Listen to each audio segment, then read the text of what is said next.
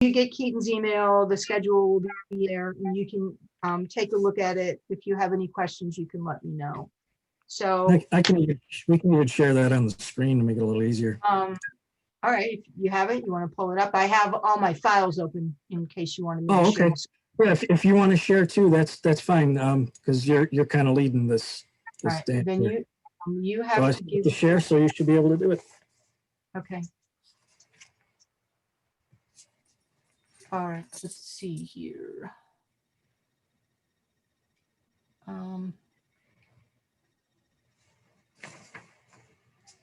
Why am I not seeing it? It's a hang on.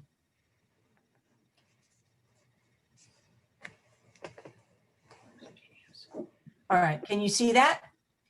Mm-hmm. All right, so here's what we had gone through, we got started in 2019 and then we fell off in the spring. Our last committee meeting was in the beginning of June.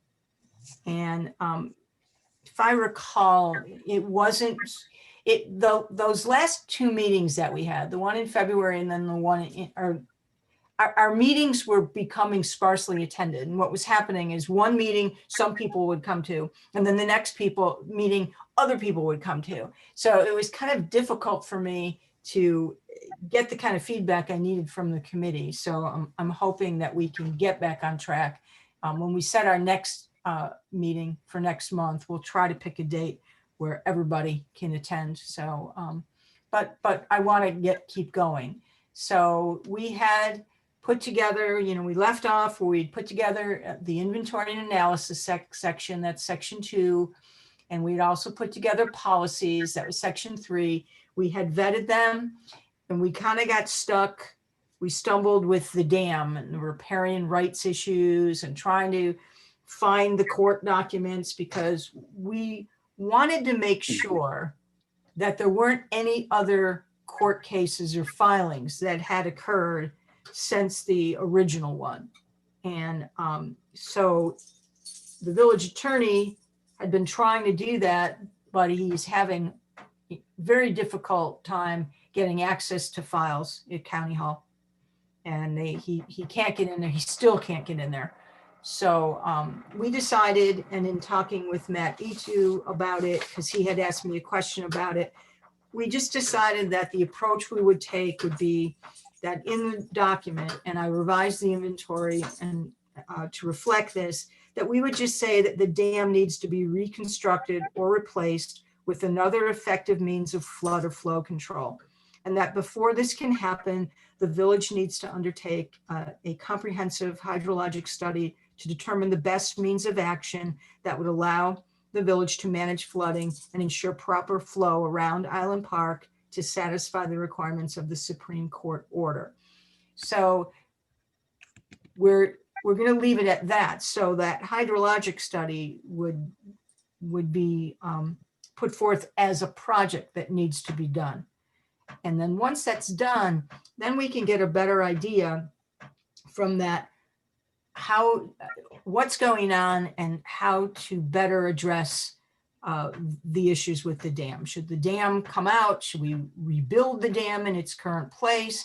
Are there other means for flow and flood control that could be constructed that would allow for removal of the dam? But the idea is that we want to try to guarantee flow around the island for those who should have it in Island Park, you mean? Yeah, Island Park. Yeah, sorry, thank you. Island Park. So, can I ask so you talked about flood control. Is the hydrologic study, meant to address any of the erosion issues that we had noted as well? We may want to be explicit on that if that's, one of the issues you want to make sure that we're addressing. Yep. Okay. So that have to make sure that that's outlined in the we get to the projects in section 4.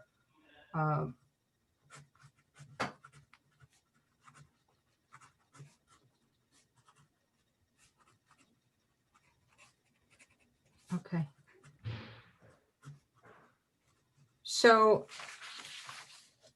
based on that input from Matt and the fact that Chip can't get into Erie County files, we just want to move on. We can't hold this up forever because of that issue. So this is the best way to allow us to move on. Another thing that, since I sent you that inventory, right after I emailed it to you folks, I got a call from Ted Myers at the New York State DEC. I had been in contact with him because we had been informed that there was a study going on, flood or some kind of hydrologic study going on for Ellicott Creek. And so I had contacted him initially, and he told me that the DEC had hired a consultant who was studying sections of the creek. And the one section they were looking at went from Len Springs up to Stony Road in Lancaster. And I talked to him, he called me, and he told me that that report that was being done got put on hold, that the DEC paused it. And now it's coming back, and they're having a public information meeting for anyone who's interested on February 25th, 2021. And he said the report is due in March of 2021. So hopefully we'll get, once that comes out, he's going to let me know so that we can get a hold of the study and see if it has any useful information. And that, it may contain information that can inform other, this other study we're talking about the village doing. And what was the And purpose? Wendy? Did he state what the purpose was of the report? It's the report is being done. It's actually in the inventory. Let me pull the inventory up. Hang on. Yeah, I remember, we had looked it up. It's just, it was unclear exactly what they were trying to assess, if I recall correctly. Let me find it. I'm wondering if they clarified that. Yeah.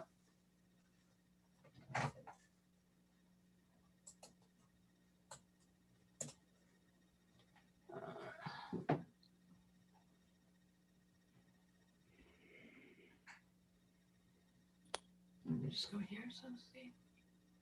Wait, I know better.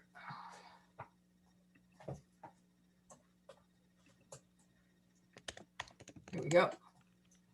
All right. He had told me that, let me get this off my screen here.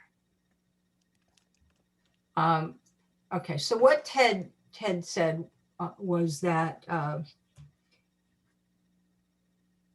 see.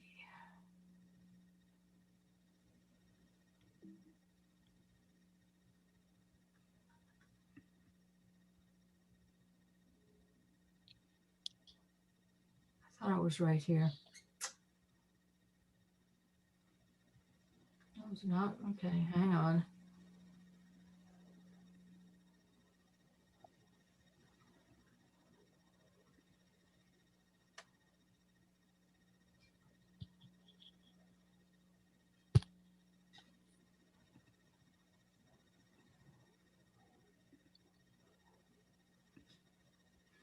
Here, the Ellicott Creek, here it is.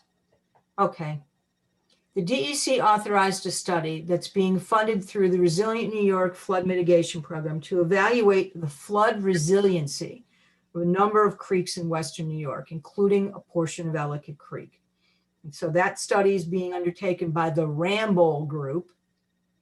And they were looking at the area from Stony Road to Len Springs. And that the investigation of that section is expected to be completed, was expected to be completed in late 2020, but now he's told me that that got stalled and now it's expected to be completed by March of 2021.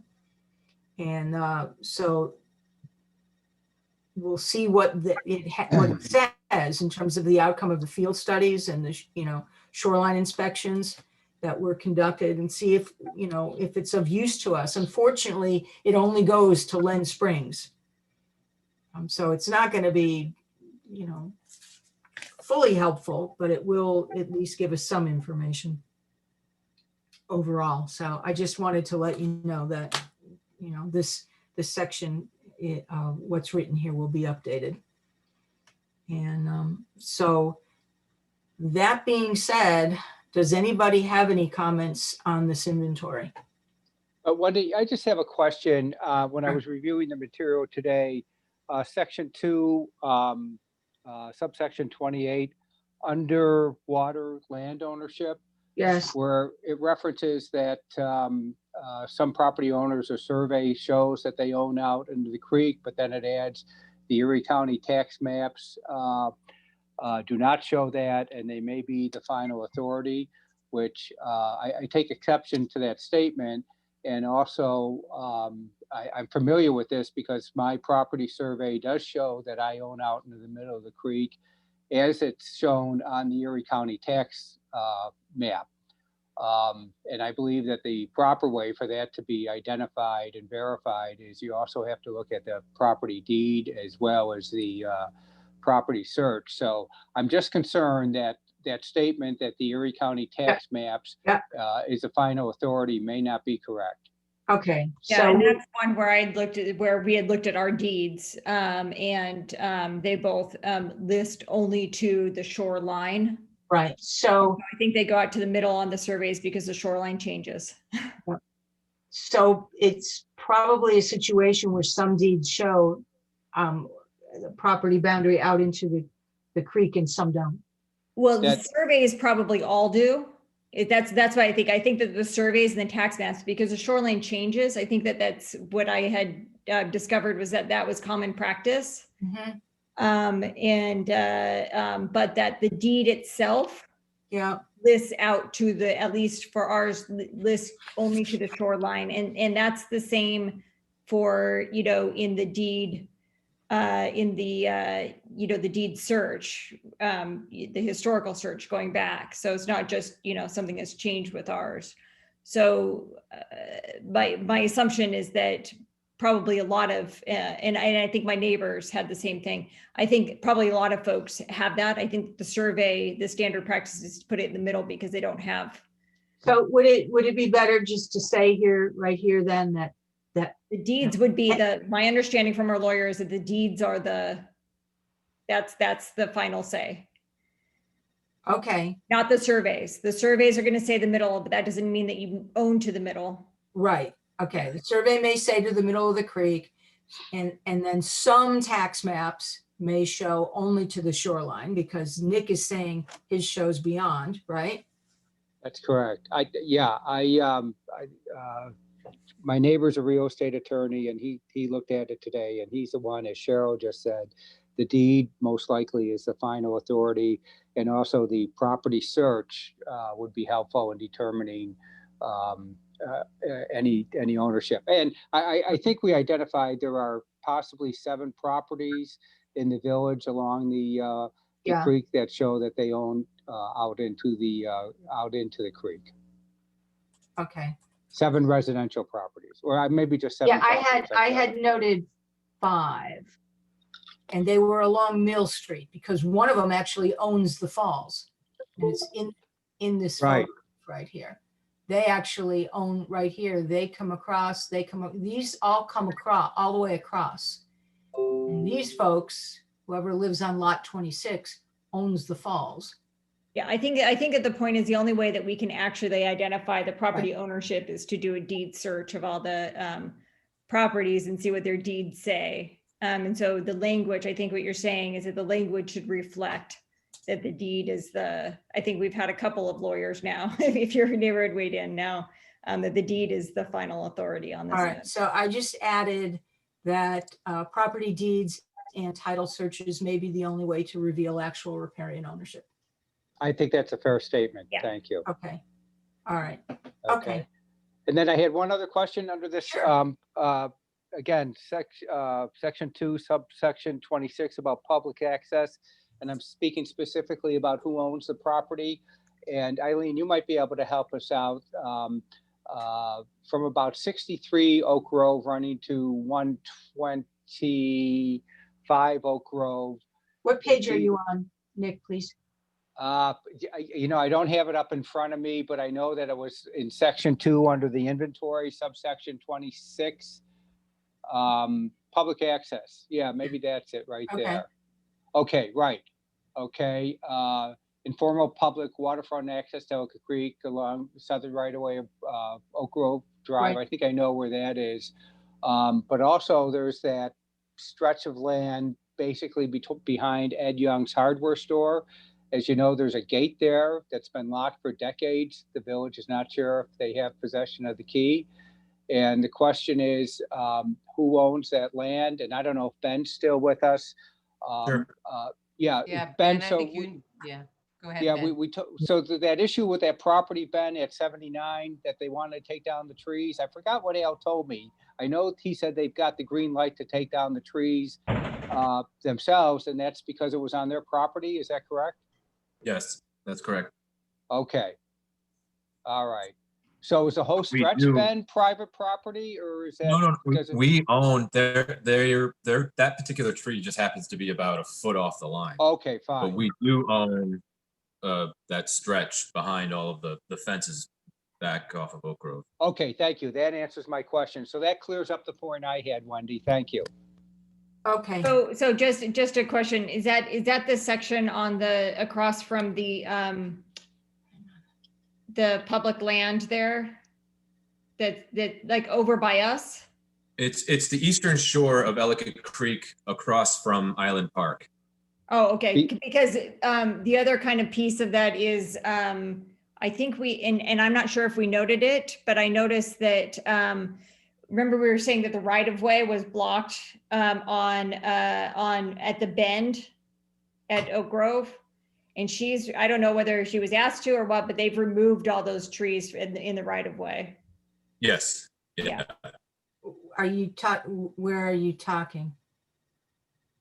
we Here? were talking about the parking for kayak access, which I'm not excited about kayak access there, but the parking but and that section over by the entrance of the castle on Right. Oak Grove.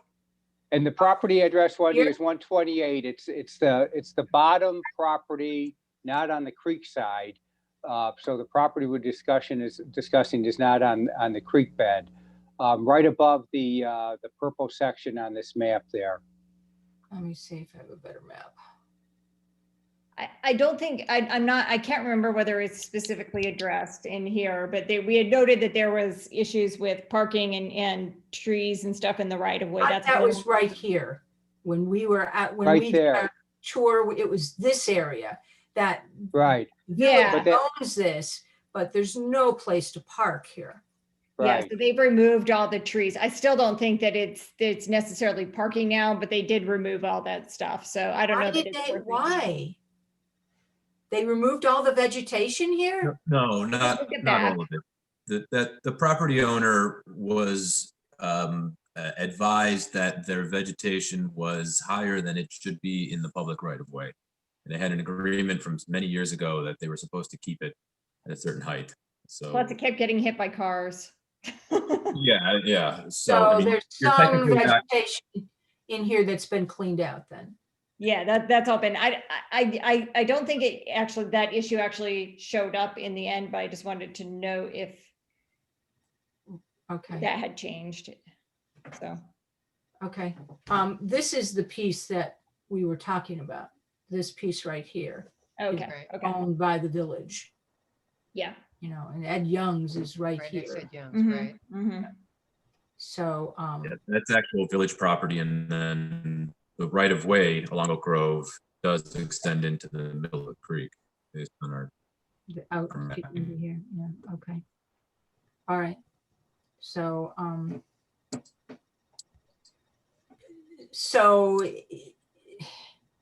there's a fence here and this is locked, so you can't get out here? Is that what you were saying, Nick? Right, that gate's there, and I don't know, Ben, do you have the key? It's screwed shut. There's no key to be Oh, had. is it? Okay, all right, then that answers Yeah. that. Yeah, I mean, you can only get around it when the water's down, unless Right. you want to get wet. Is that area that's actually on the other side, the area that belongs to the village, is that usually underwater? No, I don't think No. so. It's not, so that Never. land No, is it's actually not. there is, yeah. No, because this is the area, one of the areas we were talking about doing the pollinator garden plantings. You know, this was one stretch of the creek, you know, and maybe some along here, you know, maybe some on Island Park, but. yeah, the only issue is There's to actually a get lot of through. natural have Joe Pye weed and stuff. We in have to there. go by boat to do plantings unless, Yeah, when you can only access it through private property. yeah, it would have to be accessed through private You- property.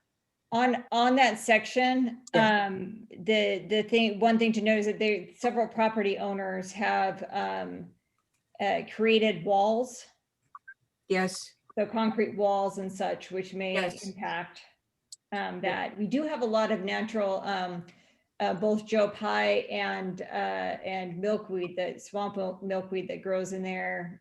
Reed canary grass is a problem, but I know, just because I've been consulting with some people with somebody who has some property on the other side of the creek, but I have noticed that there are quite a few native species that have grown naturally along that area. that's good. Not necessarily right on that section, because that section does get a lot of scour. Yep. When so you got to have things that can handle it. Right. That's why I want to get Laura and Darcy a little more involved, you know, because this is the type of stuff that her organization, Waterkeeper, does. You know, they kind of work on these living shorelines and do these kind of shoreline restoration projects. So I need more input from her as we wrap that up. But and this is stuff that I'm actually pretty familiar with as well on the creek. I mean, I'd love to have Waterkeeper involved. They're a great organization. But if there are, you know, specific questions that you have on the vegetation and things like that, you know, it's right. I can help with that. So anything else on the inventory? Because what I would like to do is, you know, make these couple changes that we've talked about, and then send this off to the Department of State so they can start reviewing it and get their input. So let's move on to the policies. That was section 3. Any other thoughts or comments on the 44 policies? Eileen, you have a lot of catching up to do. Yes, I know. Thank you. I mean, you're welcome to call me at, you know, if you have questions, you know, about Appreciate any it. of Thank this. you. So, but the 44 policies, we've Hey. kind of gone through them, and I had made changes to them from our prior meetings, and that's all incorporated in this draft. So if nobody has anything else to say, I'm going to send this off to the Department of State as well. So that brings us to this section. And this is the section I really wanted to focus on tonight. I put this together in draft form, and the first thing, did everybody have a chance to look at it? I'm hoping. Okay. Because, let me see. Yeah, so any thoughts then on the discussion of proposed land uses? You know, I had given you the land use map that I just had up. Where is it? Where's my land use map? This land use map I had sent to you so you could see what exists now. I don't really think, aside from maybe, you know, this piece is part of the park. That's going to stay vacant. And, you know, maybe we could turn it green to make it reflect that it's parkland. You know, this is just a little stretch of open space. It's going to stay that way. I'm not sure why that shows vacant on the real property tax map, but that's driveway for these apartments that are there. I think that we discussed that these are either an easement or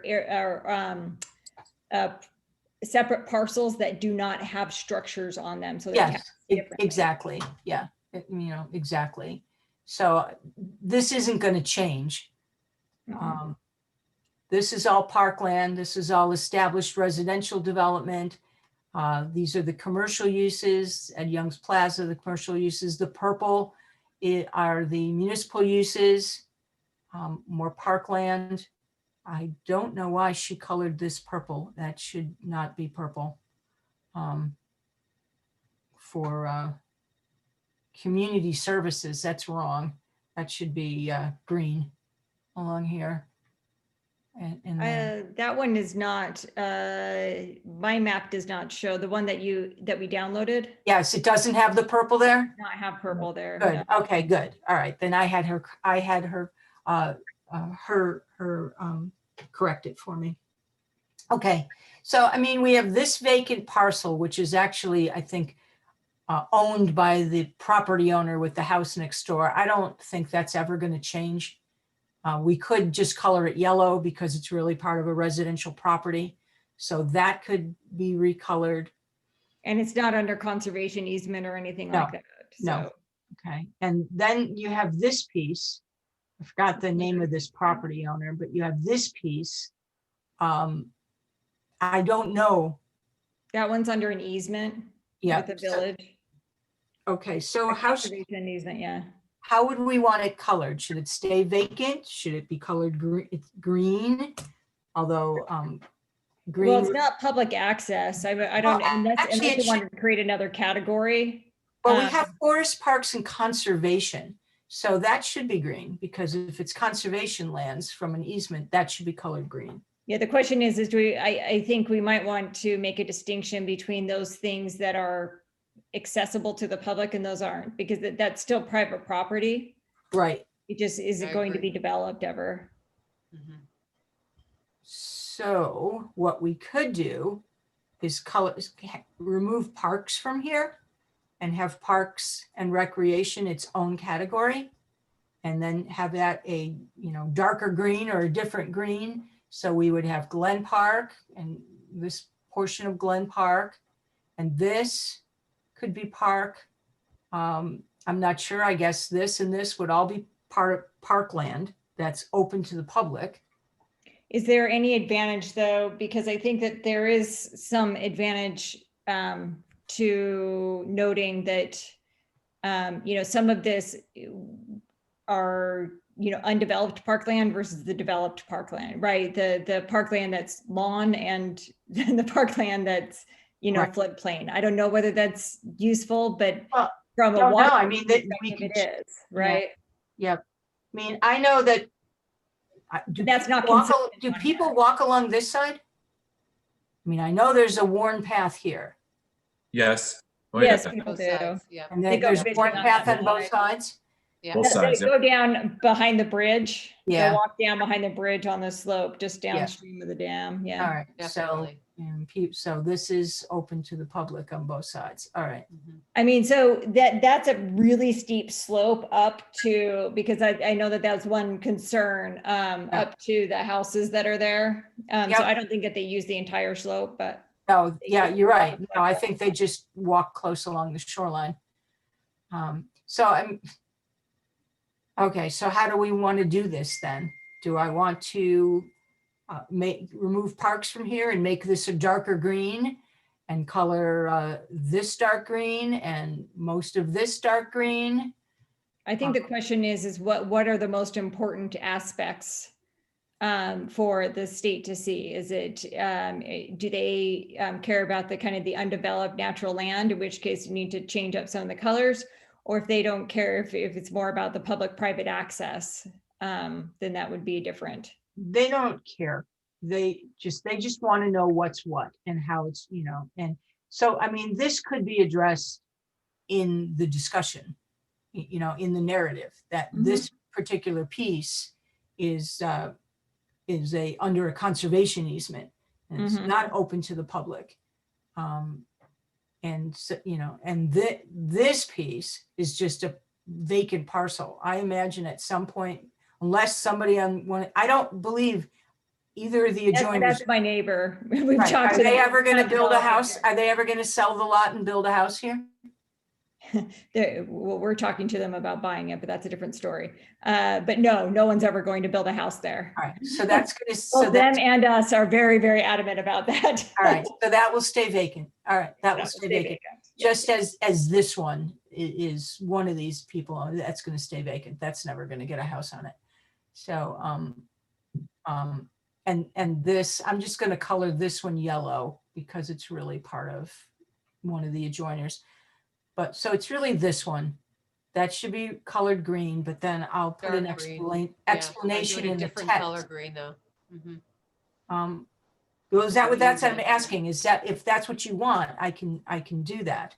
And what I could do is take conservation and make that a dark green and just have this, so this would be forests and parks. And then that would be the lighter green, and then conservation could be colored a darker green, and then that would differentiate it. Yeah. I think that's a good idea. Okay, Mhm. okay. So I'll create a new category. Especially because that upper section there over by Amherst State Park, my understanding is that's still owned by the village, right?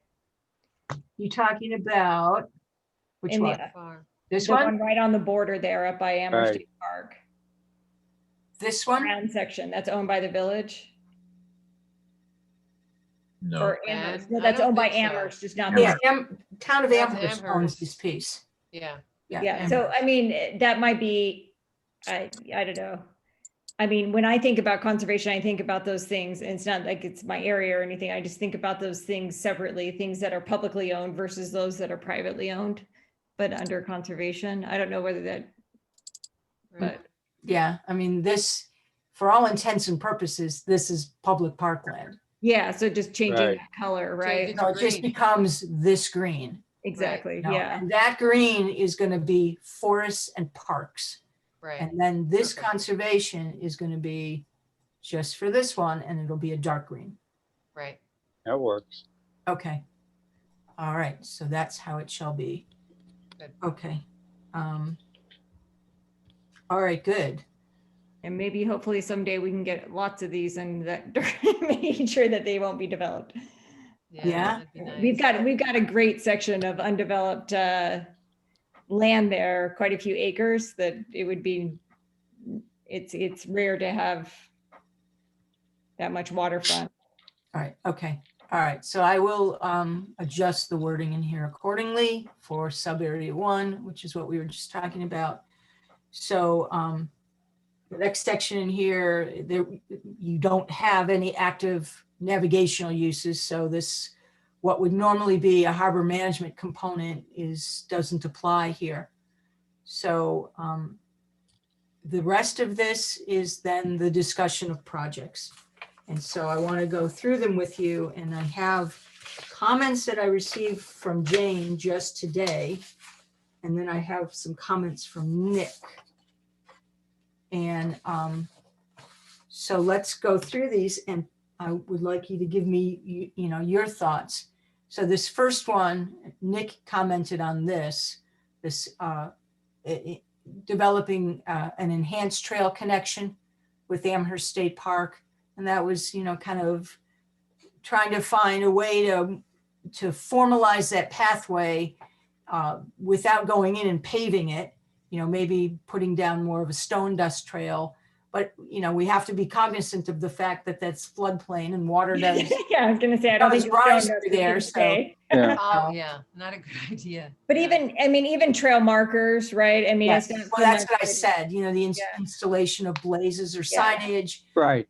perhaps. And I'm sorry, Wendy, out in Clarence, Tillman Swamp is a good example of what can be done because, that area floods all the time. And they've got some sections that have, very short spans, 8, 10, 12 feet of wooden bridges where possible, just to make it to get over little streams or things like that. But as Cheryl just noted, they also have better marked trails and things of Yes. that nature. Yeah, Yeah. it could just be cleaned up a little bit. And we're certainly not talking about, any kind of crushed gravel, stone, or any kind of pavings like that.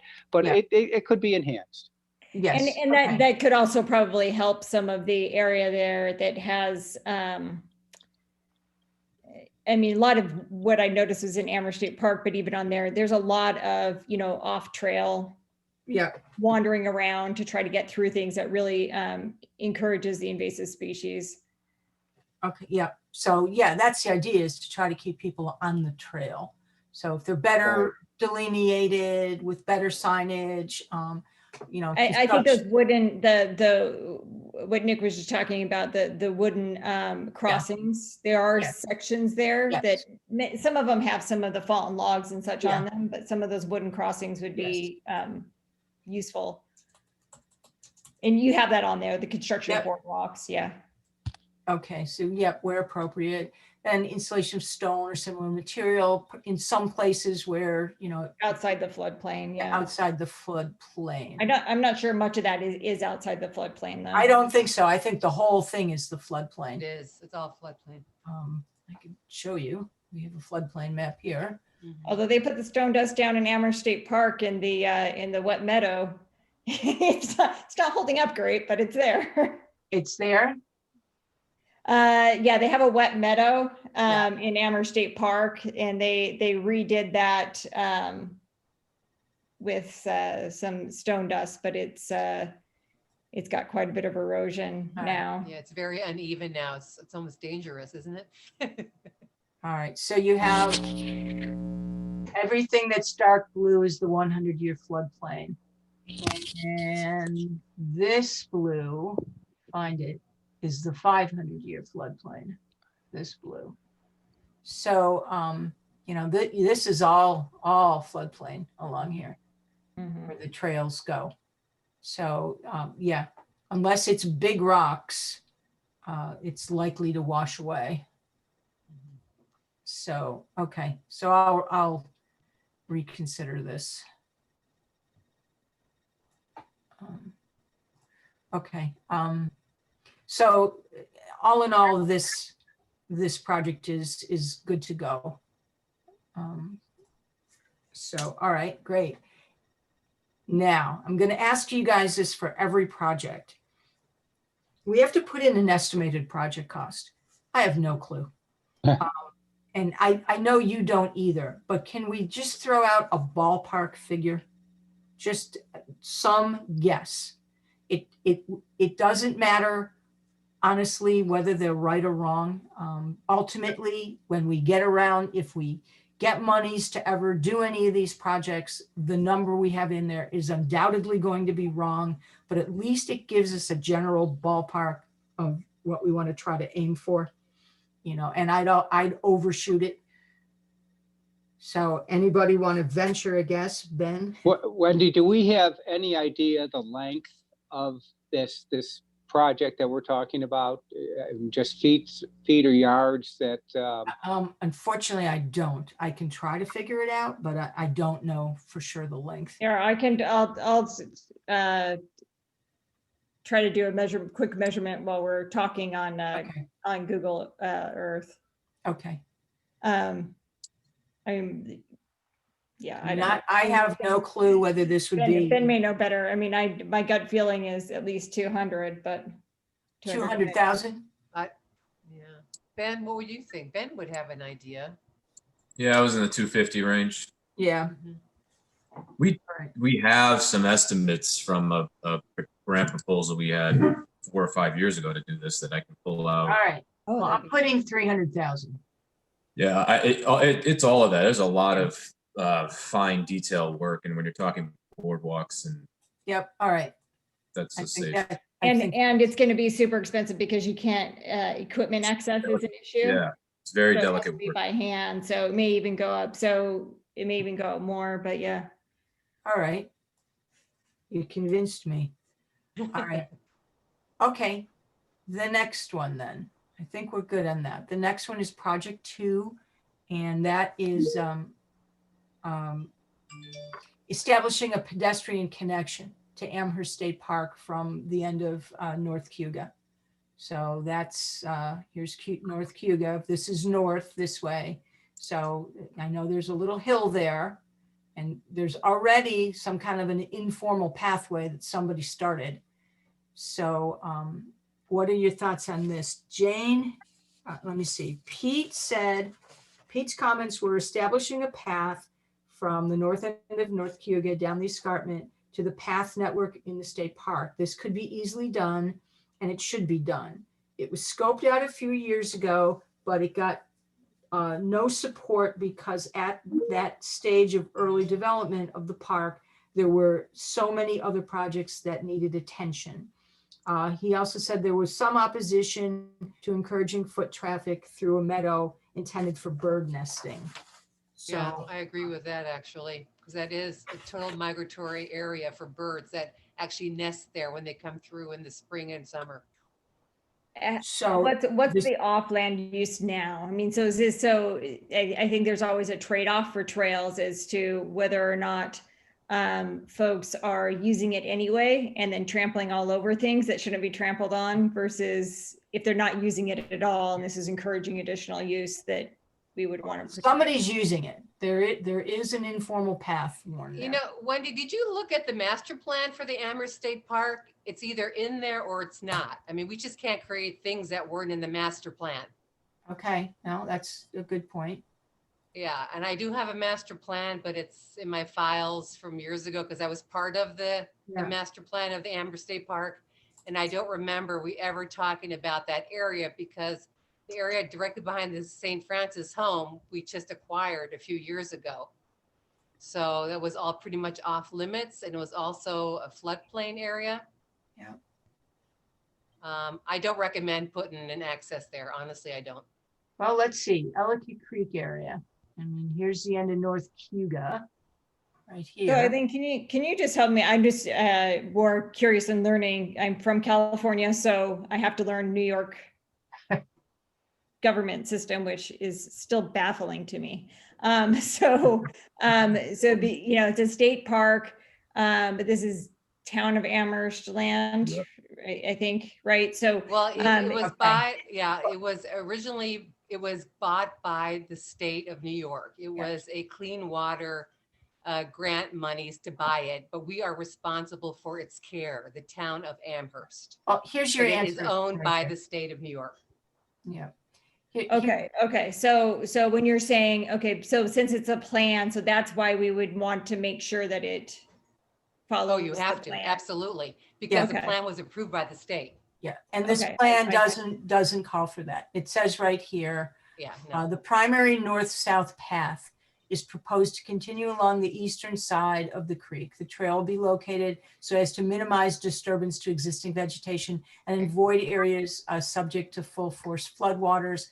The pedestrian entrance to the park and a trailhead for primary north-south path is proposed on the north side of Glen Avenue, adjacent to but set back from Glen Avenue. Seating areas and interpretive signages are proposed adjacent to the pathway and near the creek edge. Well, unless they're giant stones, they're going to get washed away.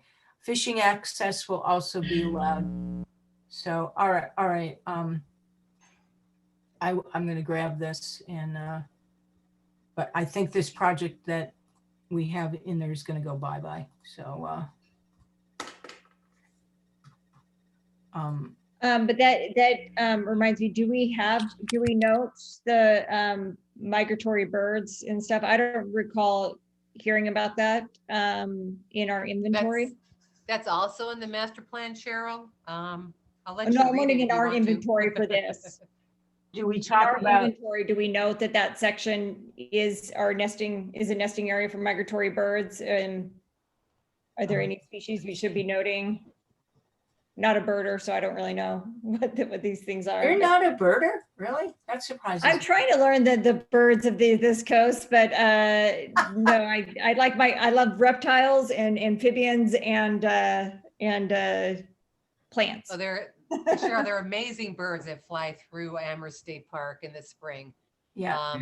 Thousands of And species. you know what? You're right. We don't really have anything in here. This is wetlands and habitats, but let me see if That I, should definitely be included. You have something under assets and opportunities. yes. It's pretty broad Yeah. statement. Just Variety that, of flora and fauna exists along Ellicott Creek that would provide habitat for a variety of wildlife, including migrating birds. So that was considered an asset. Here I see particularly migrating birds. Particularly. However, we don't have any mention in the inventory about migratory birds. So I will include Well, that was something. from the inventory. Pardon me? Great. Isn't that straight out of the inventory? This is the only place where Oh, yeah. where birds are mentioned, just right here. And this, so there should be something to back this up. You know, if we are saying particularly migrating birds, I think there would be, Like what? I agree. I think we should have a paragraph or two that indicates that there are lots of migratory birds. I mean, we were doing our tour. We were doing our tour, but what was it, April 2019? I'm a birder. I was going crazy. There were warblers of all kinds Amazing. Yeah, all over the amazing. place. I agree. And Beautiful. I saw things I've never seen before. And Mhm. so, yeah, so yes, I will add something under the wetlands and habitat section about birds. Okay. Do you know Jerry, the birder who used to write for the Buffalo News? What was his last name? Rising. Jerry. Rising, Yes. right. He knows every species of bird that sure. migrates and nests in Amherst State Park. Wow, I'm sure Jerry's he the does. man. I'm sure he's, I'm in a Facebook group called Birders of Western New York. And in the spring, that everybody's posting pictures of stuff that they saw at Amherst State Park. Yeah, So, it's all right. beautiful. All right. So I'm going to take this out. This project is coming out. So there may be too much disruption in between there, but just thinking about the inventory, so we have, with the conservation easement, the undeveloped land on Cayuga, our land, I'm trying to remember how much that acreage is, but I believe it's somewhere around maybe up to 10. I'm not sure if it's quite that much of undeveloped land that's, floodplain forest or shrubland, which also, if being so close to Amherst State Park, if there's birders, bird activity there, encouraging that use is also important for, additional bird habitat. Sure. Yeah. So thinking about ways that you can connect the space so that, you can encourage, the wildlife to, connecting that wildlife corridor. That makes sense. So along the shoreline or such. So for insects, this is an important thing, right? You got to connect the corridor. Right. But for birds, I'm less familiar with it. I just understand that having a density of undeveloped land is important for certain birds, right? Definitely. Yes. Yes. Yes. And they are, they're hanging out in here and along here. But we also have it upstream is what I'm saying, that we've got a big section. Oh, It's they go all private the way land through the there, wooded but- area, definitely. Yes. Yes, they go up.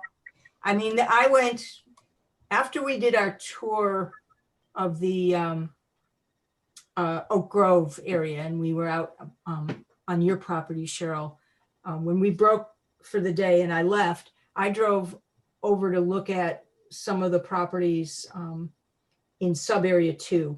And I remember parking and walking out on to the bridge on Worley Drive that goes over the creek and just watching the birds.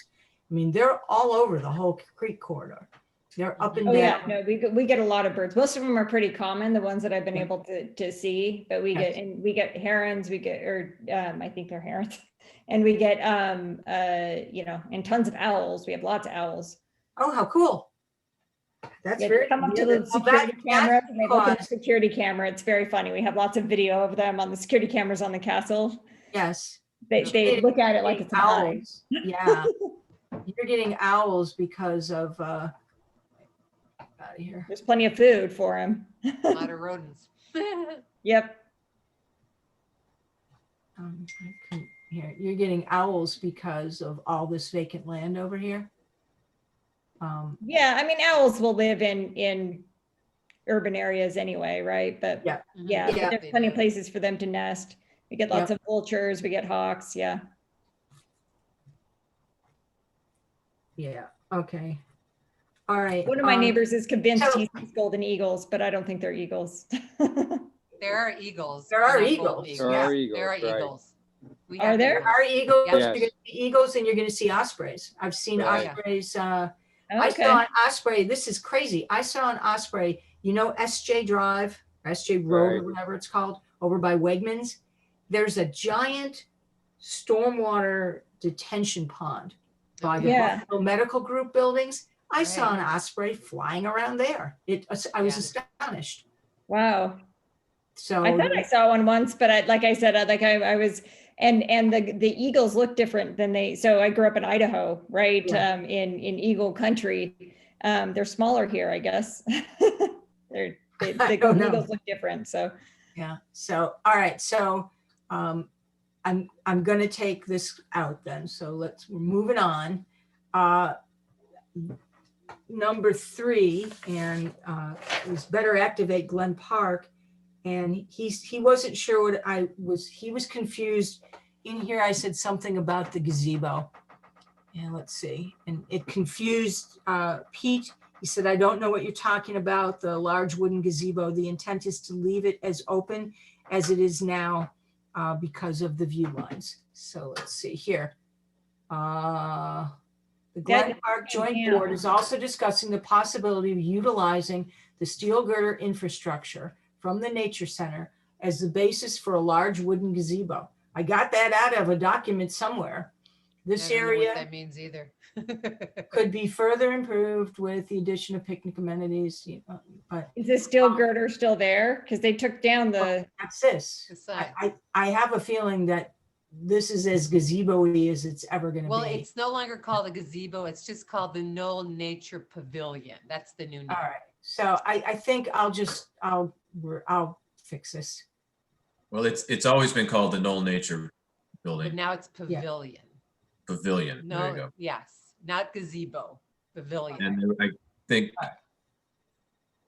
Pete has some issue and takes umbrage with the idea of grills. I don't believe that does not fit within master plan of Glen Park. Okay, One, if I could, I would say that what would make this facility and what's been talked about for years, and we've done studies on it up and down, is the addition of bathrooms. Oh, yes. We tried. It's not gonna happen? Well, as part of this project, it certainly could. I mean, I think Yeah, that's what makes this facility Okay. worthwhile. and Okay. seating in general, right? So in Glen Park has limited seating. I know when I've Yep. gone to meet with folks there. Well, I agree with Ben. If we can put a bathroom in there somewhere, because it's, Glen Park is one of the most visited parks in Western New York. I mean, it's incredible, and we never have bathrooms to offer. Mhm. And there is a facility where we could put a bathroom, even a handicap bathroom. So if you could squeeze that in somewhere, that would be a huge asset. Especially with the Thanks, children's Ben. play area right there. Yes. Oh my gosh, it's so needed. Yeah, I do so not that- miss those days. Well, didn't there used to be bathrooms in this building? No, Never. No, Ever, okay, no. all right. Okay, it was All right. designed to have bathrooms, but the plumbing was never installed. okay, all right, so I will add something here that the primary need is public restrooms. Yeah. Is the plumbing, just because that impacts cost, is there a sewer line out there? No, that's the Okay, so that's the the sewer line would have to be main run out, problem. water and everything. You need to do a grinder pump out to Mill Street. So it's about $100,000 project. We have it designed basically. We just need the money for it. Okay, So, so I'm gonna get rid of this. Because it says here that the Nature Center were removed to create an open type pavilion. I don't know, I don't even remember where I got this from. I would say the Nature Center has been modified, to create an open type structure. Okay, And the Glen Park Joint Board is also discussing the installation of bathrooms. well, it says that already under Project 3. It says that the area was recently improved with a natural play area for children. The walls of the Nature Center were removed. removed to create an open Right. pavilion style structure. I'm gonna take Yeah. this next sentence out because I don't know what it means. And then we said the area could be further improved with the addition of some picnic amenities to expand use by residents. So let's just, someone said seating. Well, just in Yeah, general, I Cheryl- think Cheryl Glen said Park seating, yeah. doesn't have a lot of seating, particularly if for folks that I know, when I've taken, family, for instance, who can walk on the paths or, Yes. but have balance issues. Yes. Glen Park's a nightmare to take people Yes. with any sort of balance or any issues, and there's just Yes, nowhere from up Main down. Street down, yes, from Main Street down to Glen. I mean, even just getting, to see the falls or whatever, it can be difficult, but Okay, all right, well, I'm gonna stick a price tag of $200,000 here. So, I think okay, it would be more than that if it's, well, maybe not. I guess because if the bathrooms themselves are going to be at least 100,000, right? Or is that That's just the $100,000? plumbing, Cheryl. That's just the plumbing. That's just the No. plumbing. Yeah, that's what I was going to No. ask. Does that No, it's include not. the actual bathrooms, or is that just No, the? That's the whole bathrooms. It Really? is? Yes. Ben, are you sure? I thought it was more than that, the entire No, package. it's actually more like 90,000. I just added 10 on for safety's sake. Okay, good. All right, perfect. all right. But that included all the interior fixtures in the structure itself and the sewer line and the grinder pump. Oh, cool. Okay. One of the things it says here, and I caught a piece of this out of that blurb I took out of the Amherst State Park Master Plan, but it says right here, as well as more formalized access path along the western boundary to provide safe access to Ellicott Creek for pedestrians, fishermen, and others. And it took me back to Project One. That's the same project as Project One, isn't it? Yeah, it's similar to Project One. Yes, that's why I referenced Project One. And there's information now that I just captured from the master plan that builds on this. So I'm going to build it into this project description because they did talk about improving that entrance, to have a little trailhead spot right there, right on the west side, over here. So, Putting in even like the wooden, so yeah. So I'm trying to remember, it's not a section, dogs aren't allowed, so I never get down there, but the section, if I recall correctly, there is a section there that is fairly steep. Oh, that yes, yes. Just kind of, yeah. they kind of go down wherever, right? So having steps, like Yes. not necessarily like poured steps, but like the wooden, do those survive here? That's what we used in California, was like they're just rot resistant wood, almost logs that they flat top off. They Possibly, provide the steps. Yeah. What area are we talking about now?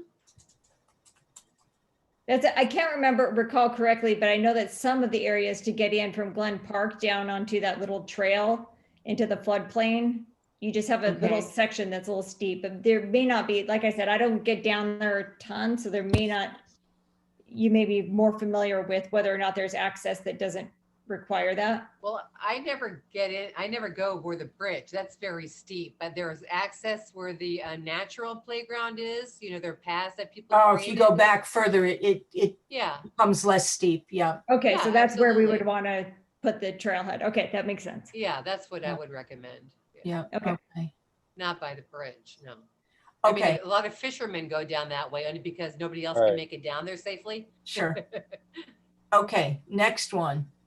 Right in the same line, and this is establishing an informal kayak launch area on Ellicott Creek, north of Glen Avenue. So this would be in that same area. You come down out of this park, and now you're at the bottom. And so, is there a place somewhere along there where a kayak launch could be installed? And again, this is a tricky one. It can't be a permanent structure. No. Mhm. Is this even a feasible project? Let me ask. I'm you really that. having trouble figuring out how that would be feasible. Yeah. Right. Okay. I agree don't with think it would that. work. Seasonal, sure, but permanent? No, I don't. I really. No. Yeah, I'm looking at Pete's Pretty note. conducive right now to putting a boat in for most able-bodied people. And they Pardon do me? it. Most people can get in if you want to Without, carry. without need, okay, I'm gonna take this out.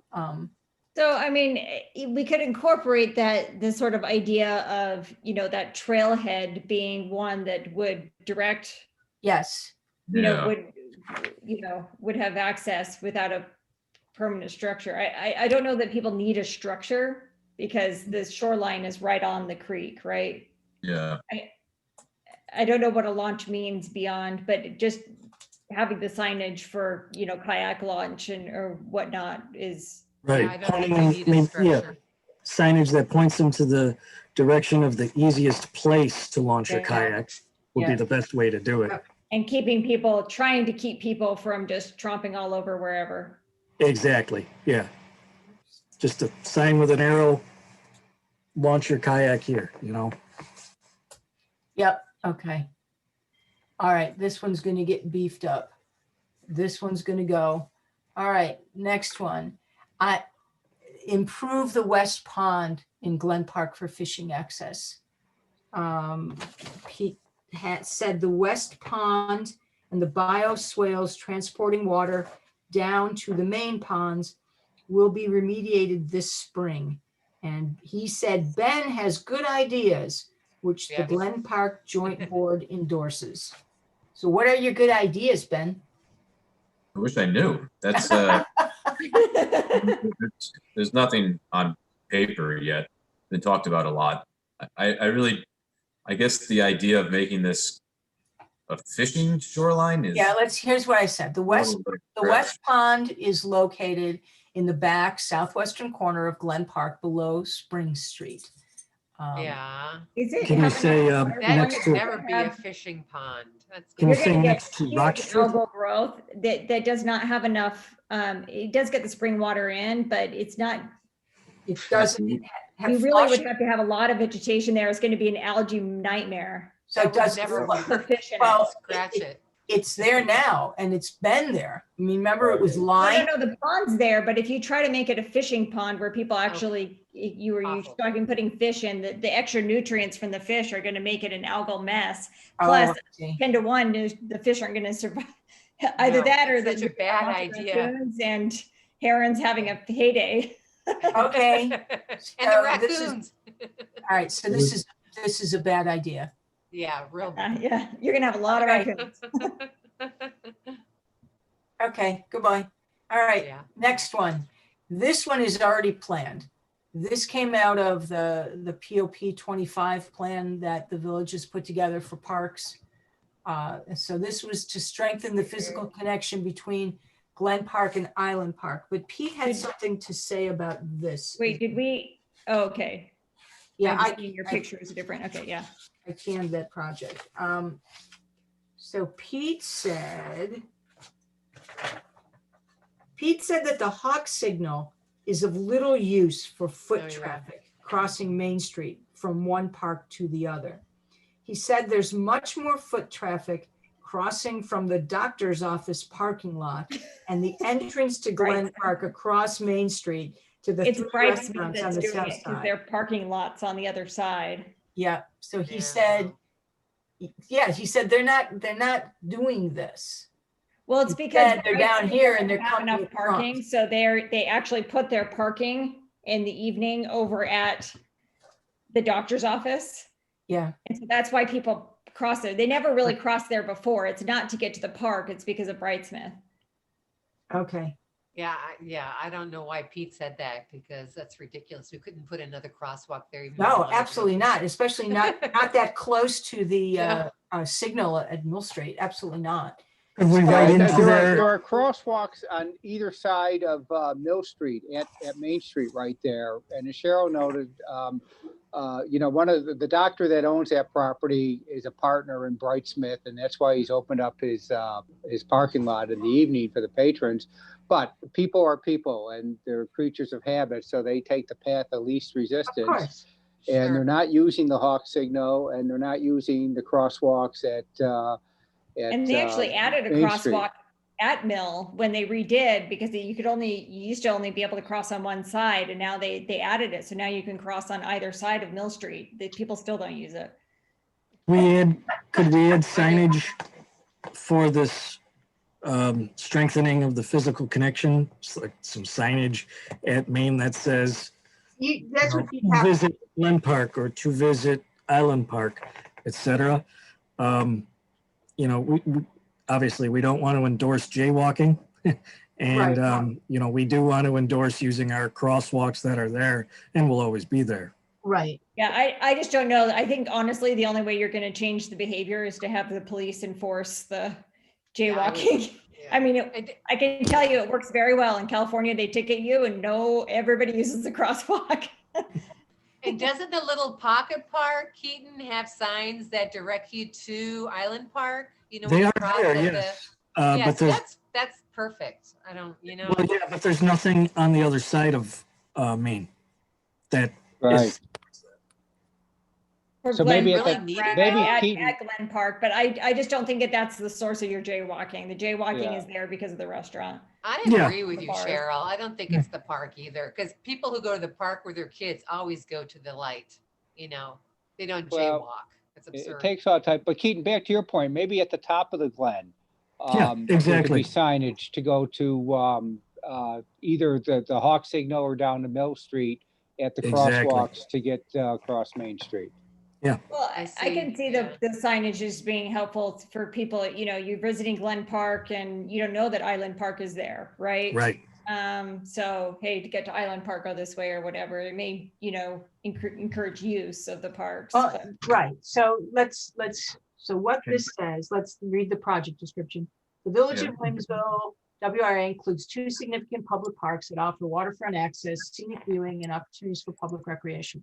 However, these parks are separated from each other and access between the areas is rather disconnected. Glen Park is situated north of Main Street and has a formal walkway pocket park area that extends to the lower area of Glen Park from Main Street. Island Park, which is located on the south side of the street, is more isolated behind the municipal buildings, being accessible by way of sidewalks and a municipal parking lot. As Main Street handles a high volume of traffic, the village worked with the DOT to install a hawk signal in the vicinity of the library and the village hall to enable safe crossing for pedestrians and bicyclists. The village's overall vision for this area, as set forth in the 2010 community plan, is to create a greenway that would provide a green highway. And Jane asked about this. She goes, what the hell does that mean? A green highway, but this came out of the POP 25. A green highway that provides connection between the 2 parks, as well as a connection with Amherst State Park, see Project Right. 1. That would function as a regional park system. This project involves the establishment of an improved connection to Island Park from Main Street, better gateway signage for Island Park, similar to what was created for Glen Park, and installation of wayfinding signage to improve the overall connection between the 2 facilities. So that's what you're talking about. The fact Okay. that, you know, they've got this planned out. Let's formalize this, getting you out of Island Park, bringing you out to Main Street. Then you need some wayfinding signage that makes you come this way and go Okay. that way to get to No, we Glen could Park. do that. Mhm. So that's the POP 25 plan put this at $20,000. I A tend to lot. think it's more than that.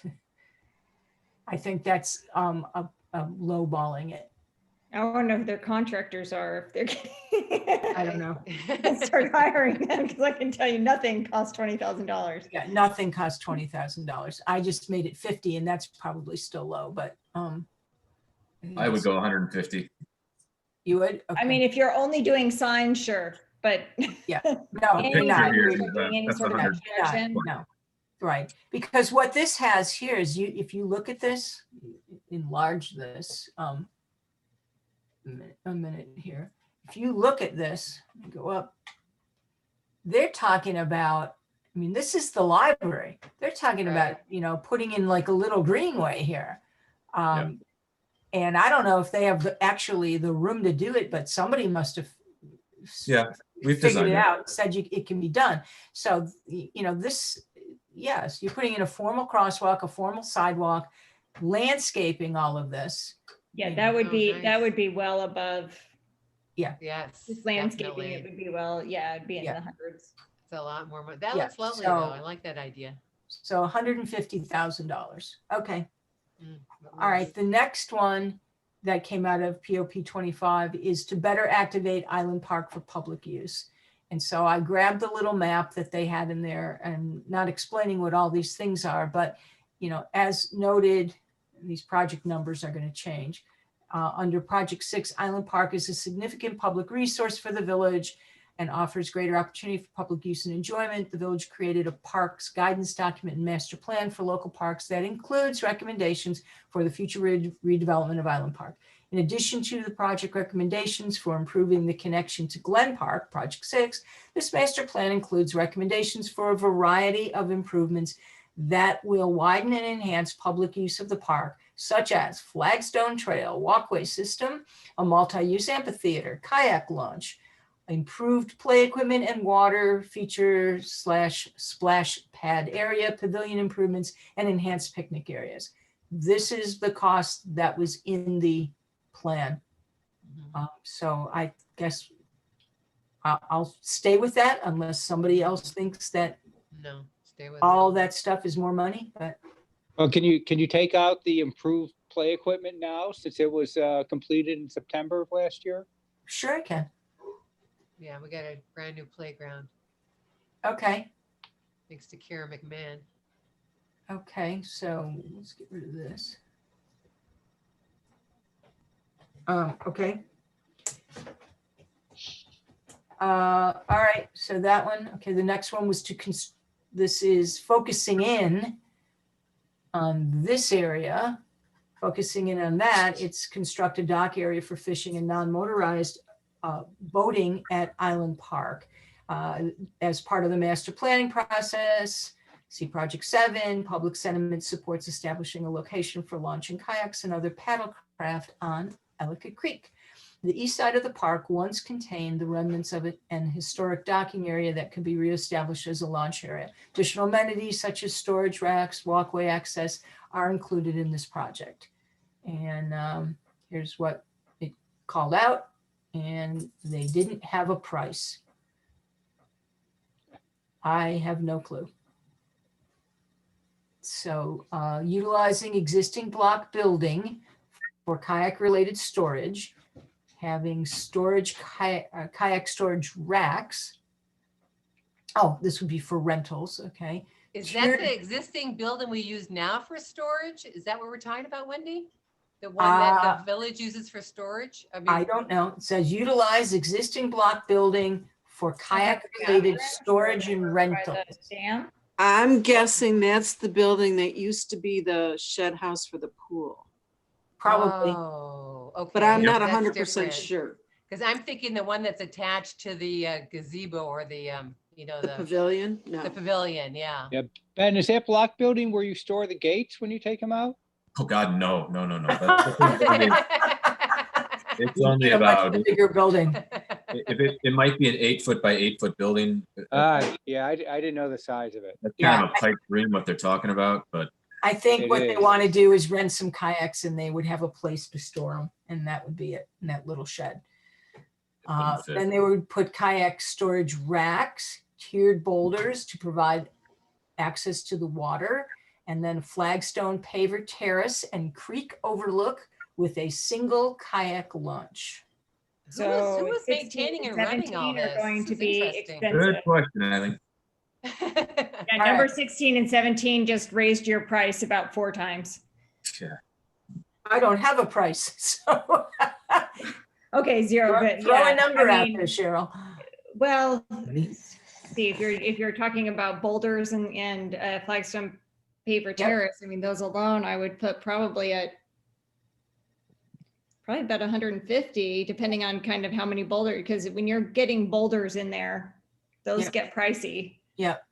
So you have to do the site work, you have to bring in the materials, you have to build the launch, and then do this terracing and that, buy kayaks. It's a lot of heavy machinery, Yeah, so. yeah, this is, Wendy, we're not gonna be renting kayaks and storing kayaks and stuff. That's ridiculous. All right, Can you just $300,000. remove that? What? This comes out of the plan, as the plan is written. Oh my So, gosh. Well, who's supposed to maintain all that? I'm curious. What does the plan say about that? I don't. It's like, who's sitting there all day to rent to like the one person who comes by to rent? I mean, it Yeah, seems I don't know, but right now, I mean, this is a concept project. Very considerate. I would price it high. I can't imagine. Oh, more than Get that for done, but sure. Oh my I'd goodness price it up gracious. about 300. Yeah. All right, was 500 too high? 400? No, I would do 500. All right, done. Next project. Next project, and let me see who commented here. Pete commented on this. All right, this was to renovate and restore the pond system in Glen Park. And this is the system of small ponds that are part of the drainage system. The internet connected ponds support a variety of wildlife. By the way, I was there. When was I there? I go there occasionally to keep taking pictures. And there was a kid standing in one of these ponds. And I said to them, are you aware that there are snapping turtles in these ponds? And he looked at me and said, oh, I don't care. Like, yeah, well, you will if it gets you. My kids play all the time in the creek and the snapping turtles don't come anywhere near them. They don't? Yeah. Okay. All right. Well, anyway, but these ponds they're awful. They're filled with sediment. I'd be more worried about all the algae and Yeah. bacteria in there. Oh, true. But yeah, this is what's happening in the summertime, and there's all kinds of sediment and stuff. Some of this stuff is in here. I think when they did the Spring Street Green Infrastructure Project, I think that helped because a lot of it was, stormwater was washing down the escarpment and carrying sediment into these ponds. And So remind me, the discharge from Spring Street goes where? right, Spring Street is now The discharge from the permeable. It pavement. goes into permeable pavement. It's fed to bioretention planters. And then whatever is making its way beyond that is getting caught up in a green wall that was constructed. Right. And, so that system was designed to really properly manage stormwater up there. Right. Okay, but it's not, we're not getting a lot of excess, the excess nutrients or excess, that does more than just manage the sediment. It's Yeah, I don't, okay. but I don't think these ponds the system isn't draining well, but here's what Pete said. The two main ponds in Glen Park cannot be deepened. They are shallow and sitting on bedrock. The west pond and the bioswales from that pond down to the main ponds will be remediated this year. Ben probably mentioned this. It doesn't look like it's going Ben, to where are be. ya? What is needed is an increase in water flow from the creek across into the chasm under the old mill. Then we'll speak well to the desilting of the ponds. Ben, you're on. Wow. Right in pause. I have my own opinions about how much silt actually came off of Spring Street, but Okay, yep. that's not germane. Okay. I mean, the silting of the ponds is just the natural, death of aquatic vegetation every year. Okay, They're shallow. They're not Yeah. deep enough Right, to maintain the proper ecological system. And I don't want to be the guy that breaks the bedrock that drains the pond. mhm, No, because the bedrock also there has the natural springs going through Yes. in Yes. some sections. You don't want to mess with that groundwater, right? I mean, that's. So you think of these less as ponds and as marshes, right? I mean, Yeah. they're wet marshes. And so, there aren't a lot of, there's not a lot of vegetation there. So, Right. That's causing issues, right? Except for some invasive species and such in there. So you can definitely improve the vegetation in there, but are you going to have, I mean, I get the impression that people think that believe that ponds need to be grass lined, clear water. Yep. Right. We get that Down in the complaint all the middle, I time. don't know. Yeah, And You know. they're not going to be that, right? But they certainly can still, I mean, I The conflict with Yeah. making this a proper ecological system is that then you don't have the access to the water. You know, people want to get right up next to the water. yes. But we Well, have, maybe I mean, they so can. that's the question is, are there ponds that can function? So if you're connecting, like, if you're encouraging a connection, which I think of what we saw before, right? So one thing to think about is that you could actually use some of the side ponds, depending on how the system connects, right? Yeah. That are going to be, really encourage that vegetation, encourage it on sections, that are less accessible, right? But you can still have, over where the ducks are and things like that. With all the ducks, that are more accessible. Right. But the side ponds are more, vegetation that will help. Now, with all the ducks and the geese and everything, you're not going to get rid of the Nope. algae, right? Nope. I mean, it's just not going to happen. No, because these ponds don't flush well enough to Right. allow that to happen. No, not and deep. even if you did, I mean, you could aerate, right? I mean, there are things that you could do, but you're just not going to have enough vegetation with them being so shallow. Without, it's just not going to happen. Right. Is this something that, we should let the Buffalo Niagara waterkeeper have at? And, she quickly reviewed this. She added the increased riparian vegetation to restore the ecological value. Yeah.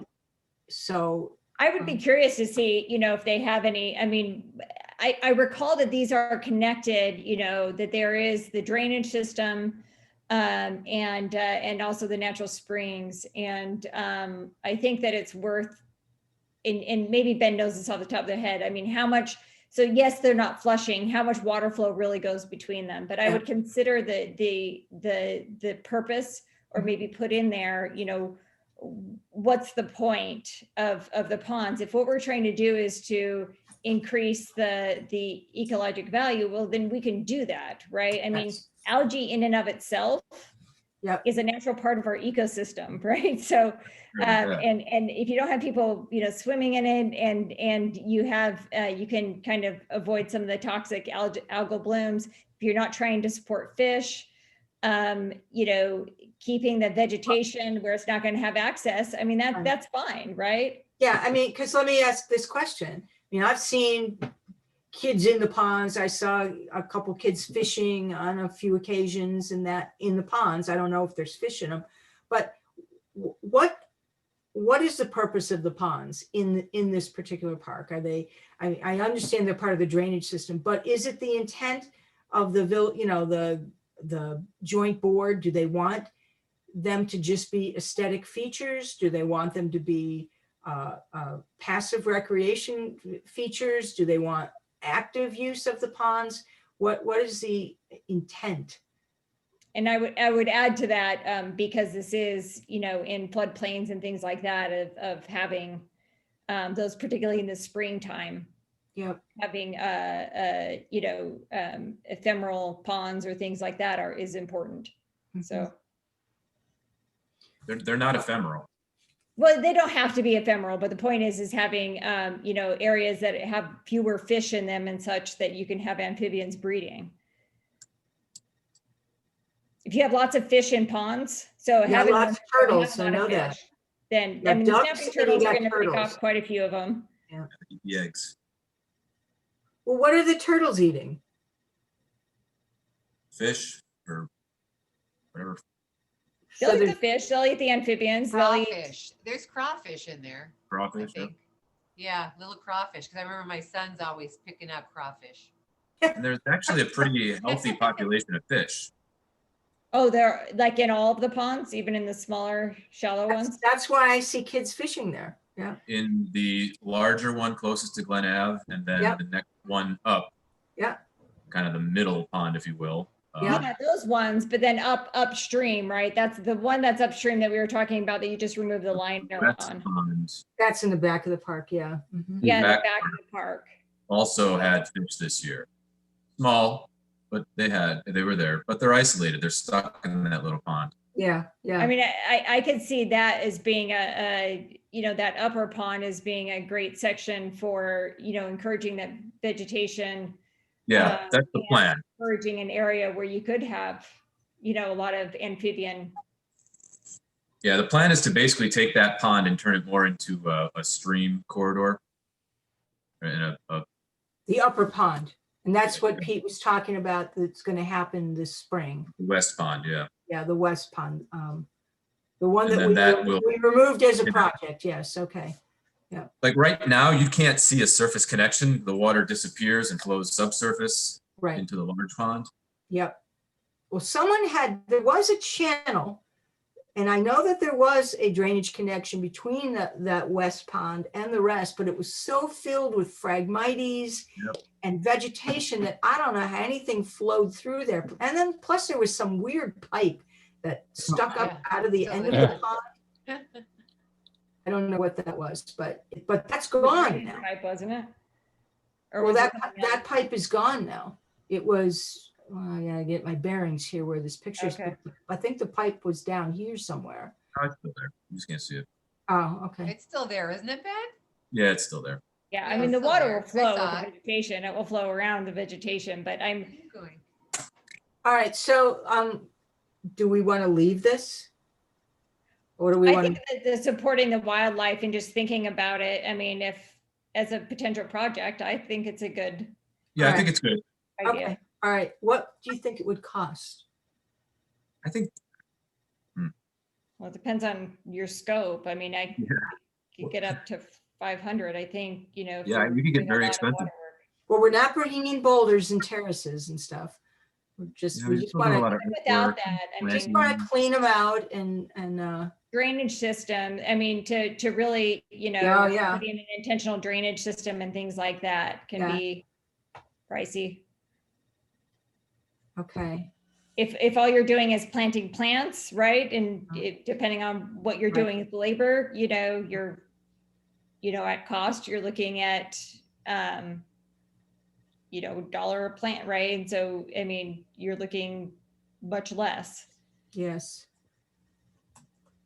So most of the time when I'm putting in, stuff, at cost, it's, for the materials, you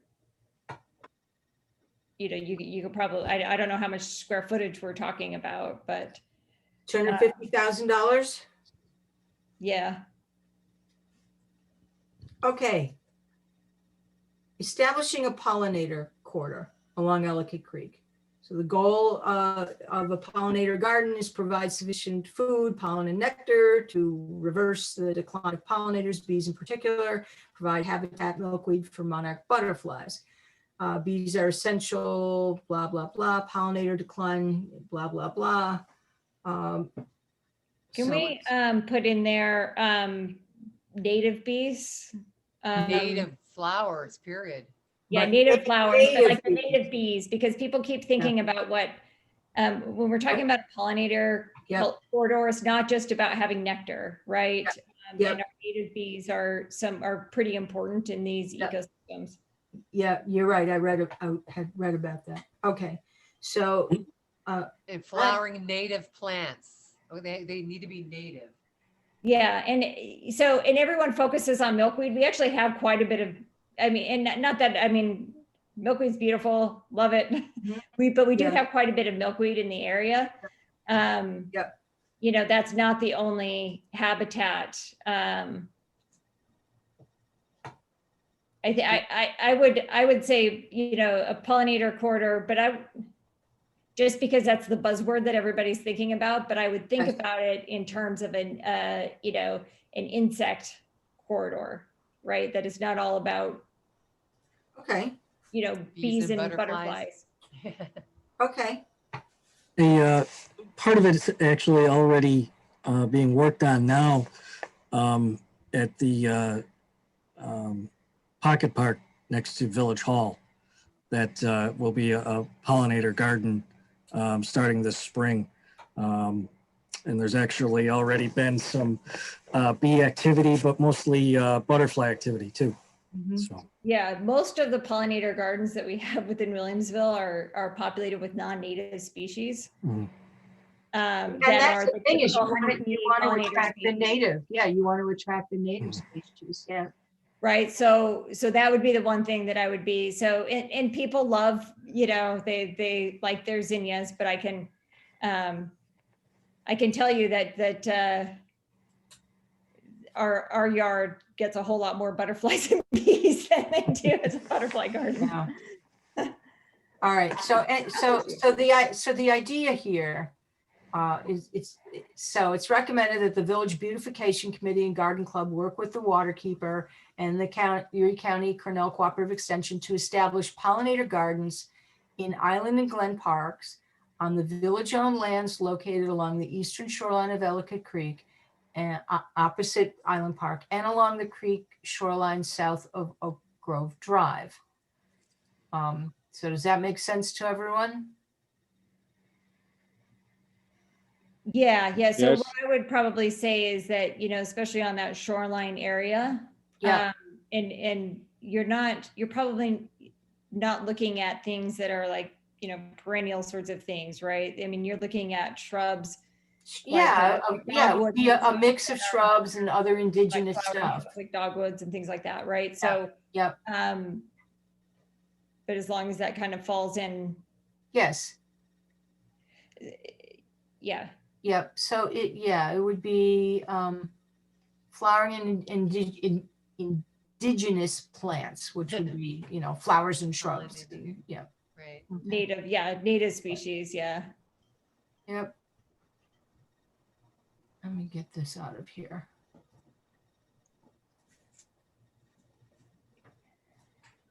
Okay. Are there erosion issues in that section of land? There is on the other side. On the other side, Great corridor, right? it's this side right here, this further down. Oh, here you can see it up here. That's where it's scouring up here. It's only That scouring side on of the one cre- side. That side of the It creek's looks not like, to getting me, like it's velocity. scouring on the other side, but It is scouring on both sides. yeah. Okay, well, here's the shoreline. Let's see. Let's blow I this was up. back there the other day. There's definitely erosion along the eastern edge. All right, yeah, here, that's the shoreline.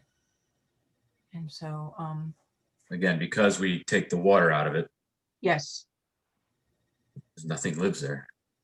right.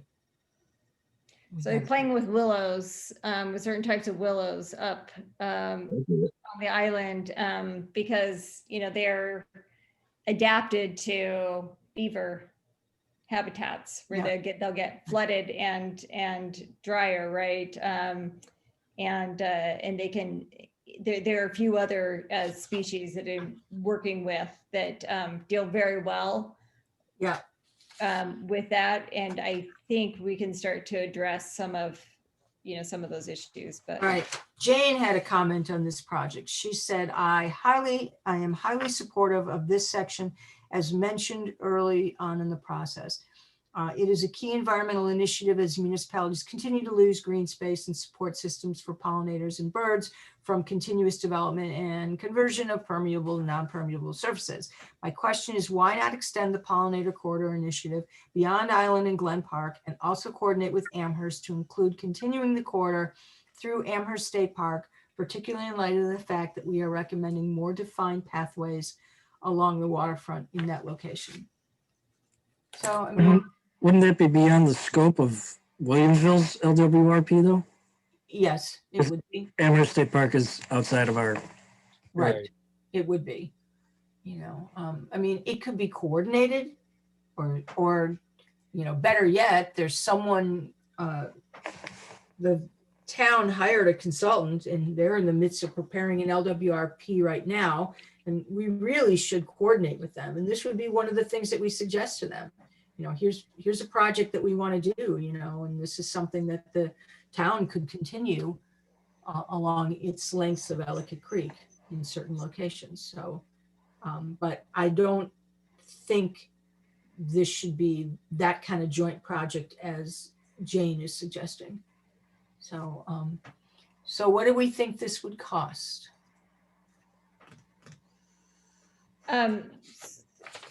So depending on whether are you doing volunteer labor or are we considering? Well, this you'd be all the labor? using the beautification committee and the garden club. And so I think that they are volunteers. And so they would probably dedicate some labor. I know when the village built that little triangular park where Evans comes up to Main Street. I've, 1820 Park. yeah, yes. 1812, yeah.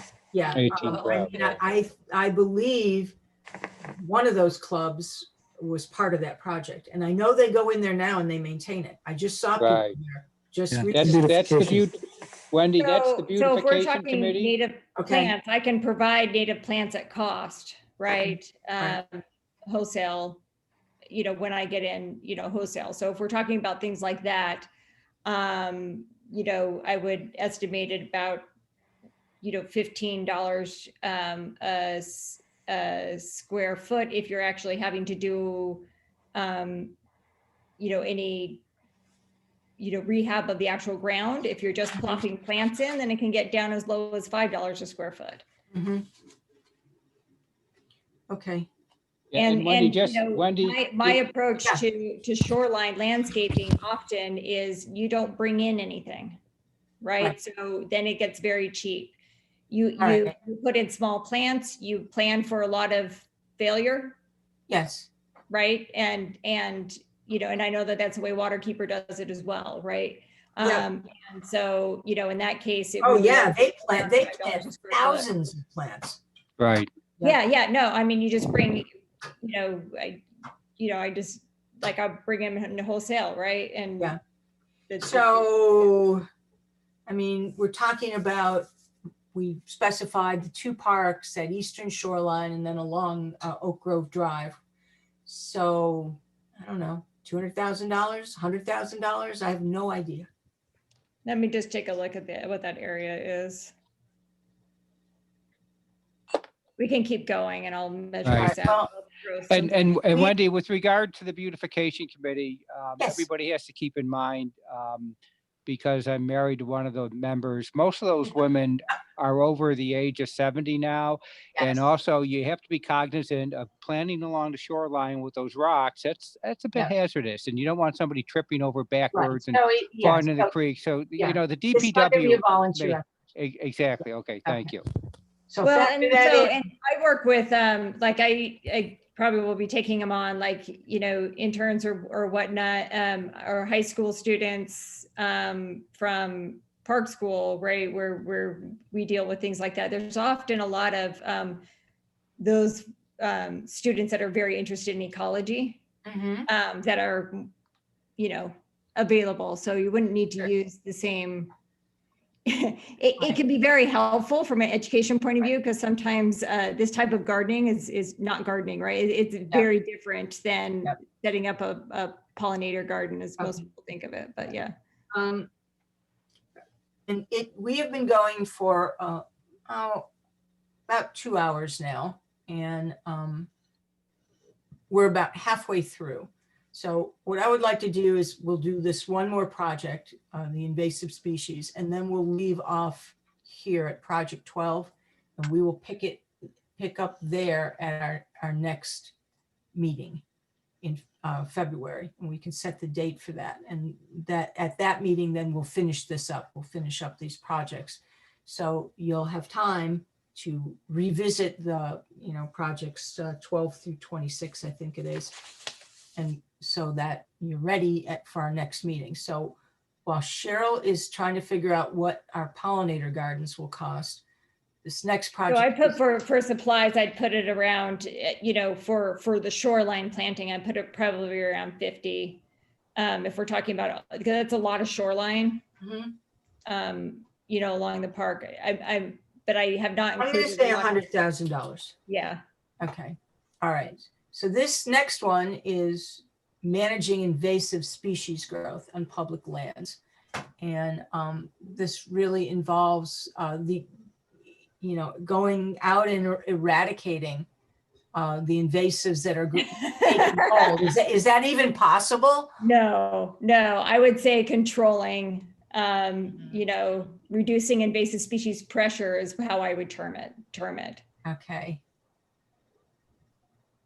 There's no way you're eradicating invasive species. Right. Not without putting on like some sort of like horrible ecologic bomb, All right, so I changed the project name to reduce the pressure of invasive species growth on public lands. And then, And encourage native. right, so we'll say that in here. So there's areas in the waterfront area where invasive species are taking hold and need to be managed, not I would eradicated. say that the entire waterfront area, Okay, there's very, and there are some native species interspersed yeah, and some healthy populations in there. But for Yeah. the most part, vast majority of it is invasive Mhm. okay. and getting worse. It is. You go down to the Amherst State Park, it's awful.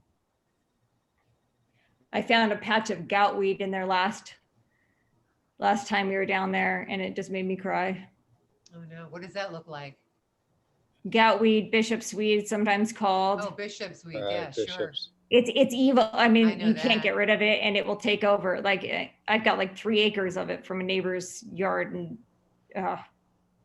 killed it every which way. I don't know what it is, bishop's weed. You would if you saw it.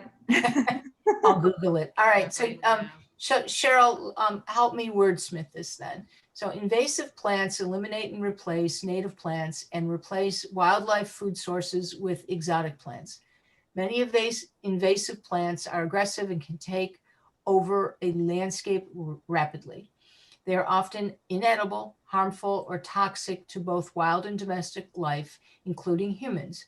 They can also draw I'm important. not sure most of them are actually that toxic to humans unless they go eating All right, I'll get rid of some of All them. right. All right. But I'll just take that out. Okay. They can also draw important pollinators away from beneficial native plants and cause an overall reduction in biodiversity, which damages vulnerable ecosystems.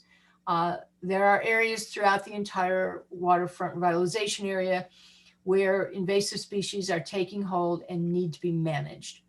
Village workers and residents alike need to be educated on how to identify and properly remove or kill invasive species from properties along Ellicott Creek and other places in the waterfront area. yeah, so one thing that I would put there is that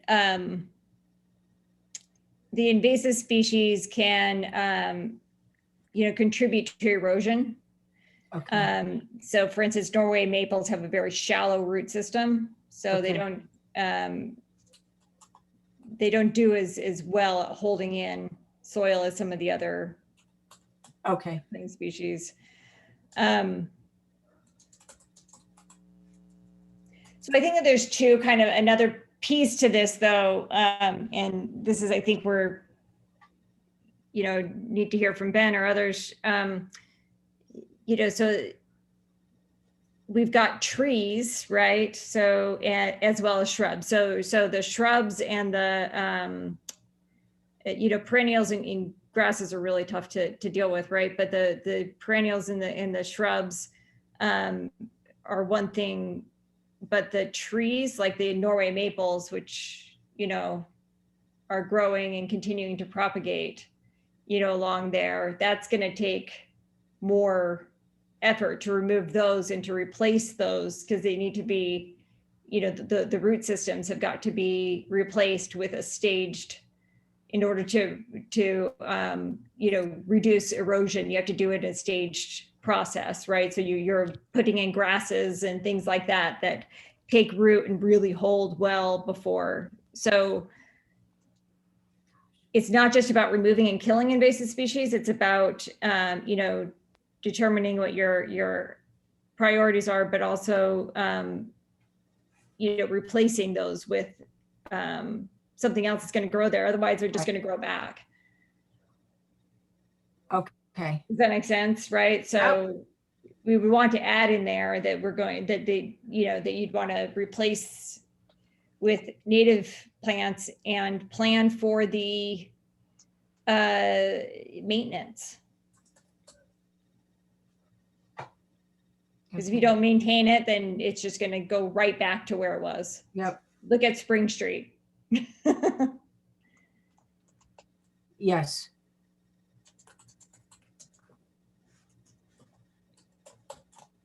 Okay.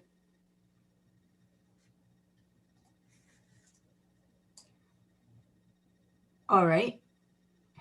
So is this an education? So I really like the idea, and I just don't know whether it's under the same thing, but of the, the education. Well, I think it's For twofold. native plants, but Yep. You need to do the actual physical work of, managing them, getting rid of them, replacing them with native things, and then maintaining that. But people also need to understand what they are and learn to recognize them. So there's got to be a public education component to it. as so well. I think that's true, but I would actually separate out, so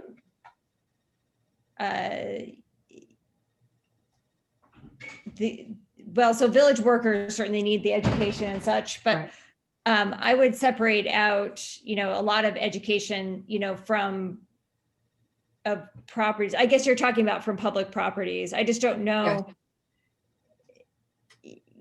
There's going to be some basic, education there of folks that are going to actually be dealing with that.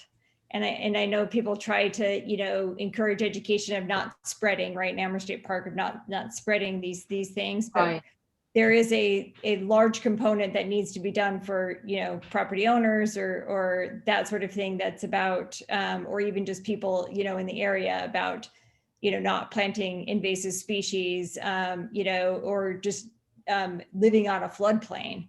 Yeah. And I think that there's a lot of opportunity there. There's a lot of people who don't understand that when you live on a floodplain, that doesn't mean that you stick in a bunch of, drains, bring in a bunch of soil and stick it on top. Yes. That's really damaging. So, but I think that's a separate sort of issue. Mm-hmm.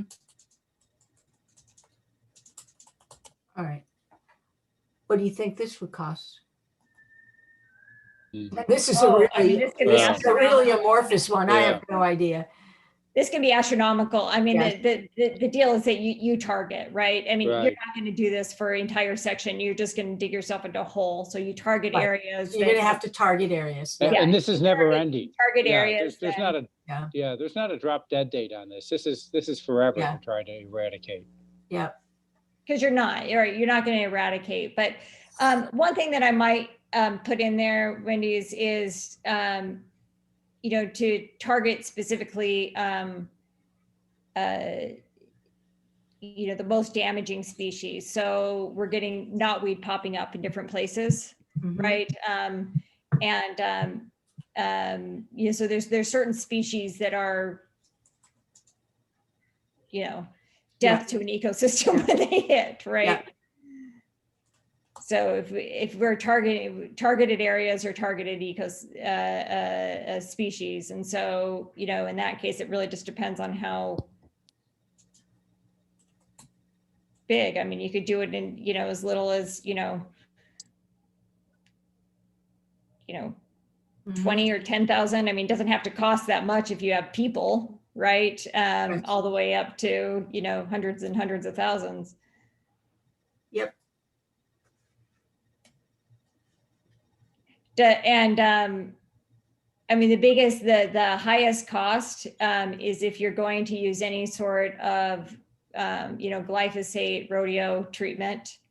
That's the stump treatment, which is not a spray. So it's not a big spray situation, right? You're only treating around the edges. That you have to have somebody with a pesticide license for waterways in order to put that on. Okay. And that can, there's not as many people that do that, so that can raise Right. the cost quite a bit. Right. And that's going to increase the cost. So I don't know. I'm just $250,000. Are we allowed to put in a range, or does it have to be one Yeah, single you thing? can put in a range, of course. Yeah. So I would put in 10,000 to 250,000, just because I mean, I know it's a huge range, but I don't want something not to be done Yeah, because it's going to cost $250,000, right? sure, of course. But if we could get that much funding, that's great. But tackling, some sections along the edge of, Island Park and helping Ben and his crew out where they keep trying to remove things, and Right. it just, Right. Yeah. Or even some areas inside Glen Park where there have been things that have purposely been planted, Mhm. Yep. honeysuckles and things like that, right? Okay. Yes, indeed. All right. So we will pick this back up at our next meeting. And let me just go back to what is that? Ben, I'm going to turn this back to you. Sure. I'm sorry, Keaton. I'm going to turn this back to you. You had the agenda up, correct? I did, yes. All right. So I'm going to, I want to stop sharing. Okay. And we need to bring the agenda back up.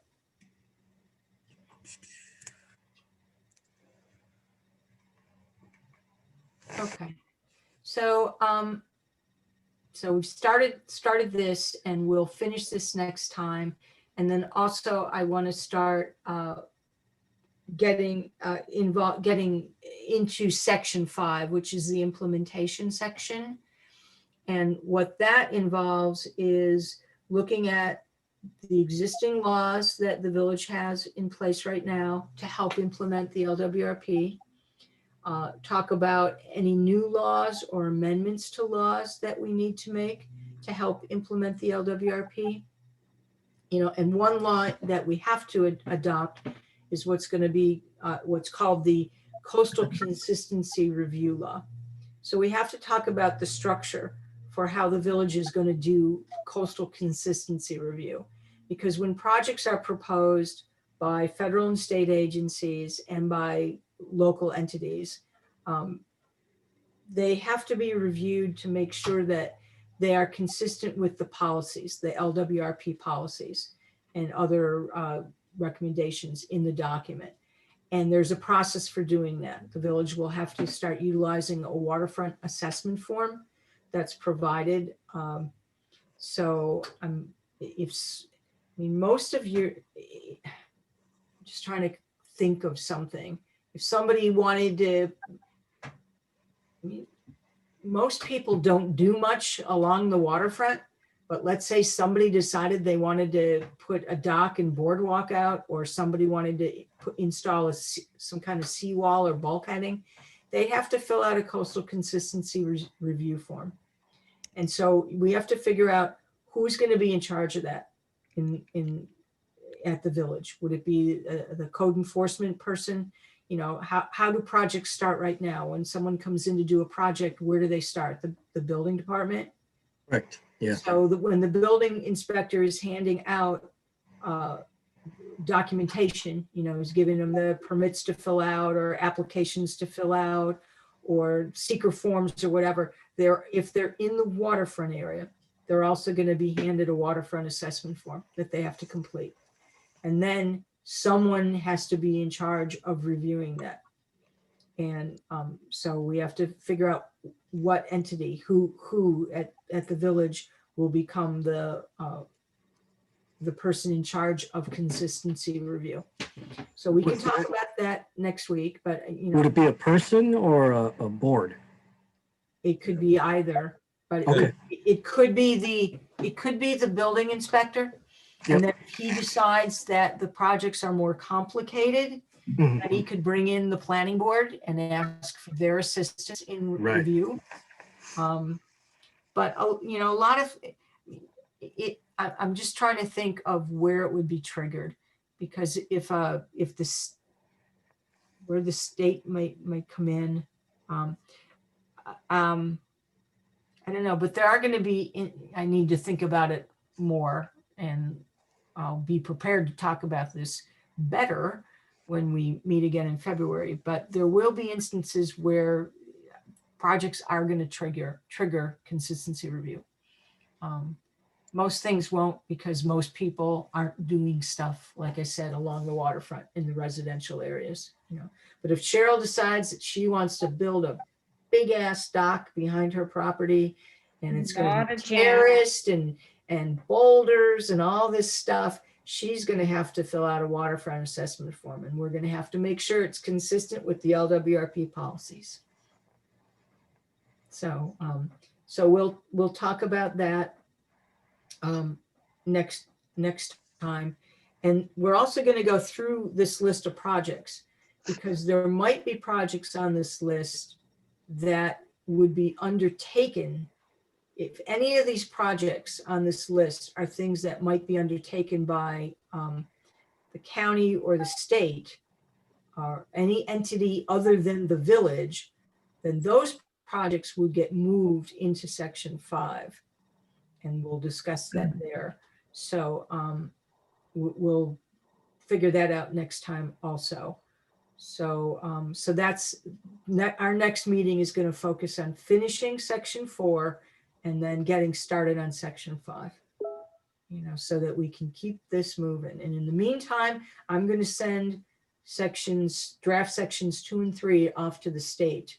And then at some point, we're going to get comments from the woman we're working with. Her name is Valeria Ivan. And you guys, Judy and Keaton, I think, are already acquainted with her from doing administrative stuff for this project. So Yes. we'll get to know her better as we move forward. So so I'm really happy that we're back on track and you know, getting going again. And this is more, this stuff that we're doing now is more interesting, and it's a better way for you guys to be involved. But I do want to reiterate, and I'm going to try to talk to Lauren Darcy,